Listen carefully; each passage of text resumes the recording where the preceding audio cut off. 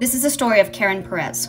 Warning, viewer discretion is advised. Karen Perez was a 15-year-old girl from Houston, Texas. In 2016, she had just recently celebrated her quinceañera, and she was known to be extremely compassionate and caring and excelled in school. On May 27, 2016, Karen disappeared when she failed to return home. Her parents reported her missing, and search parties was assembled. At the forefront of the search for Karen was her 15-year-old boyfriend, Jesus Campos Jr. After 3 days of unsuccessful searches, Jesus and his father were driving around searching for Karen. Jesus calmly stated, "Just take me back home. She's not alive."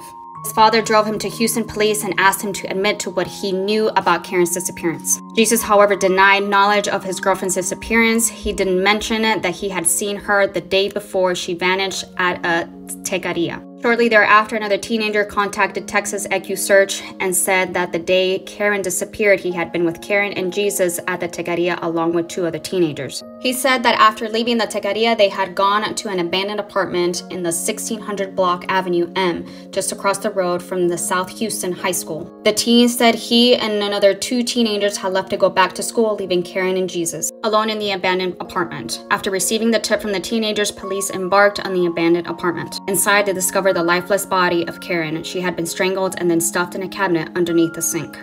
Police immediately honed on Jesus as a suspect in the unaliving of his girlfriend. They obtained a search warrant for his mobile phone, and what they found would disturb even the most experienced homicide detectives. On Jesus' cell phone, they found images and a video recording of Karen being sexually assaulted and unalived by Jesus. In the video, Karen can be heard crying and begging Jesus not to sexually assault her or unalive her. "I don't want to, I told you, I don't want to," she can be heard exclaiming as Jesus begins to strangle Karen. She can be heard saying through gasping breath, "I don't want to die, Jesus."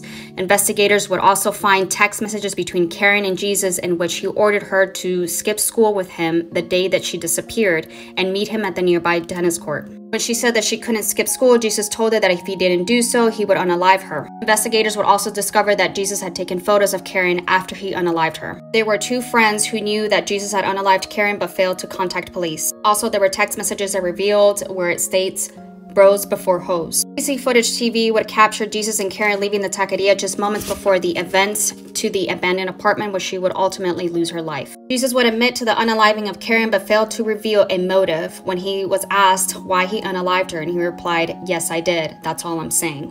On November 6, 2018, Jesus Campos Jr. was found guilty of unaliving of Karen Perez and was sentenced to life in prison. Alrighty guys, that was the unfortunate story of Karen Perez. May she rest in peace.